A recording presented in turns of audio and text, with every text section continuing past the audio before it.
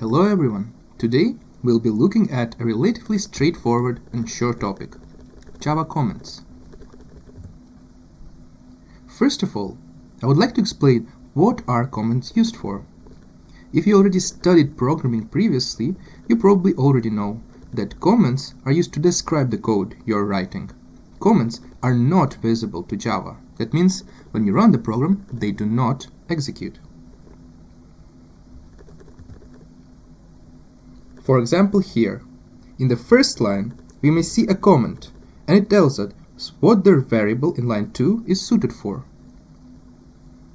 You see, here is like a number, integer number equal to 20, and we're like, wait, so what is this number? And by looking at the comment, we can see that this is the number of kids in a class. You write a single line comment by using double slash symbols, like double slash, and then you write the comment. This will turn all the text after the double slash into a comment, and it will not be executed. Since only things after double slash are considered comment, in this piece of code, integer definition is still executed normally. So first you write your code, then you write double slash, and you write your comment. And that's completely normal. That's what people do a lot, because sometimes there's just a small variable and you do not want to use an entire line to actually write a comment before it. That will make it hard to read.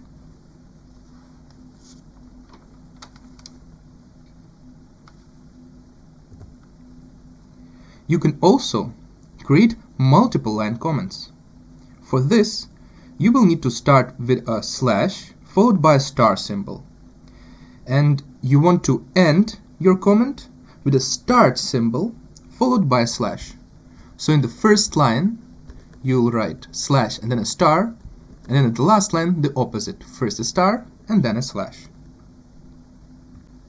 You could also use multi-line commenting to comment out a piece of a single line, but that does not really have any practical use. So for example, here you can write some code, then you can use the multi-line commenting to just cut out this piece and then continue with the code.